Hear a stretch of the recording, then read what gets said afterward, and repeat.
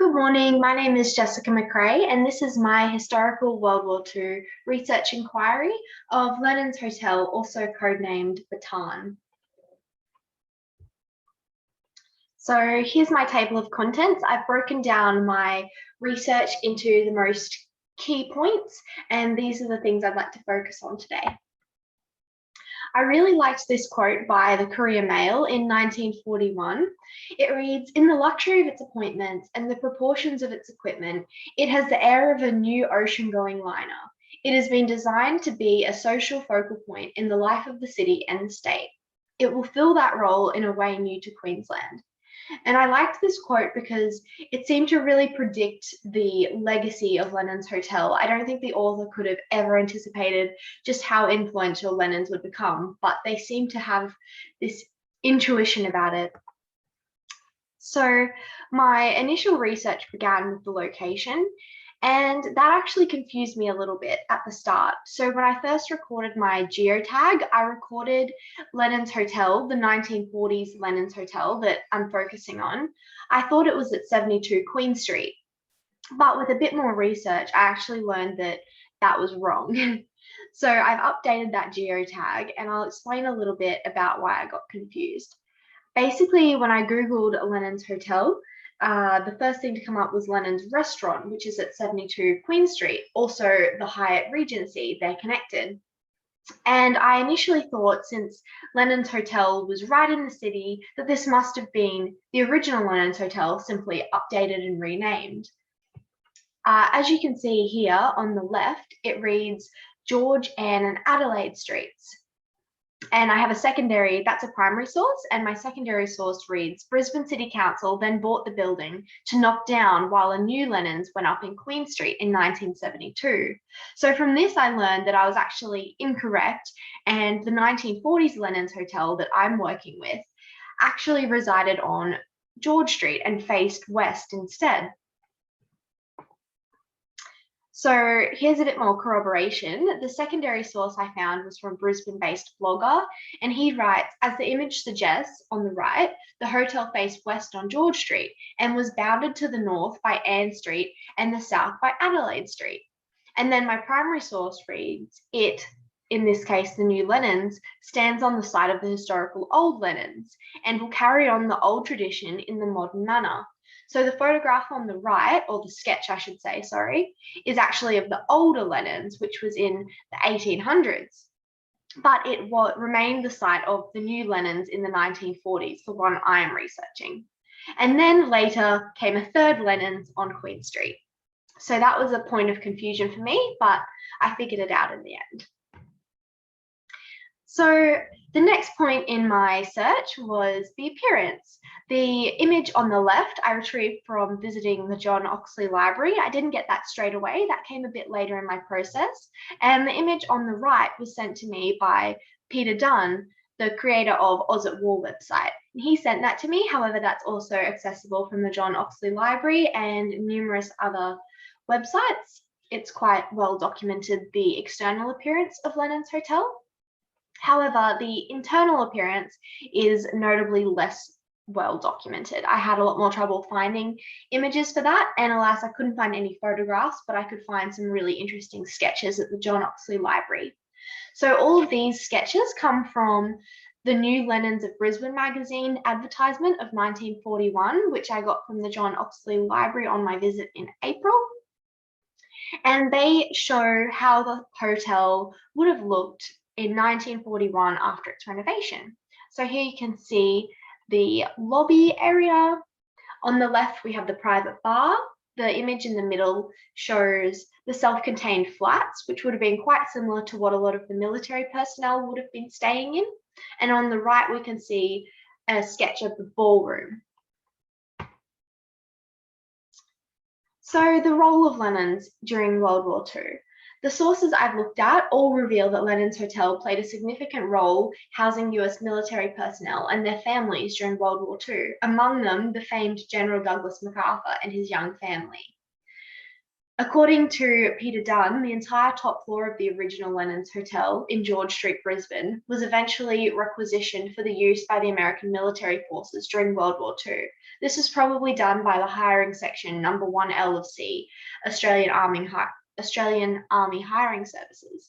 And as you can see below, I've just taken a screenshot from Peter Dunn's website, and that's a compiled list of military personnel known to have stayed at Lennon's. However, there may have been more we're not sure of.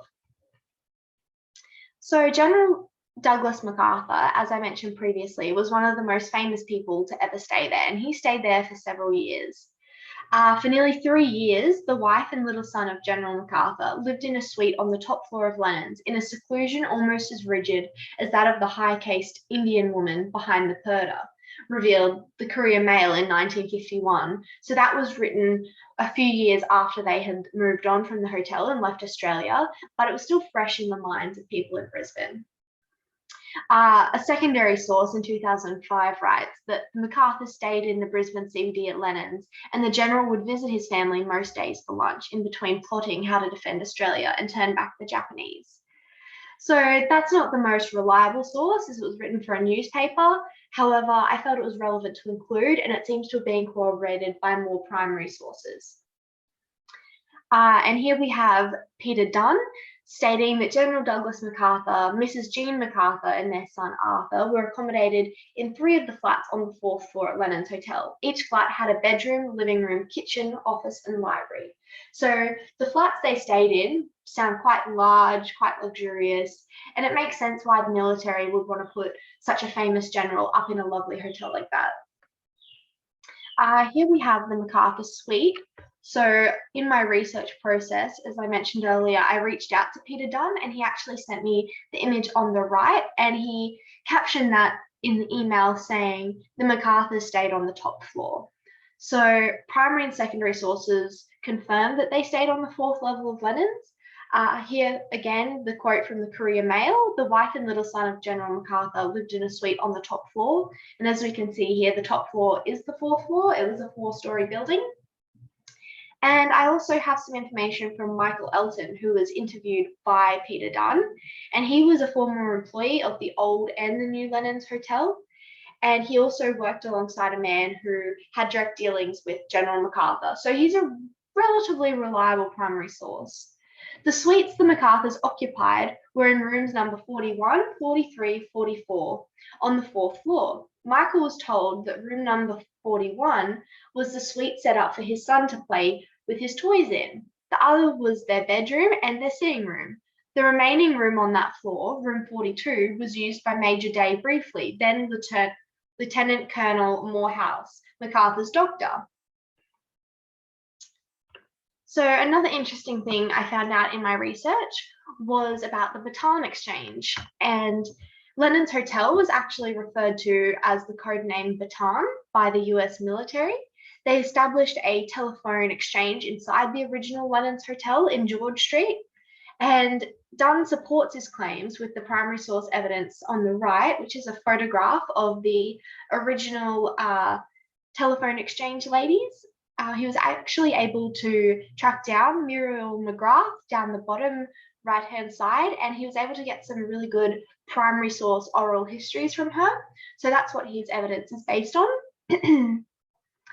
Bataan is a province in the Philippines and was likely chosen as the code name because General MacArthur had such close dealings with the Philippines during this time.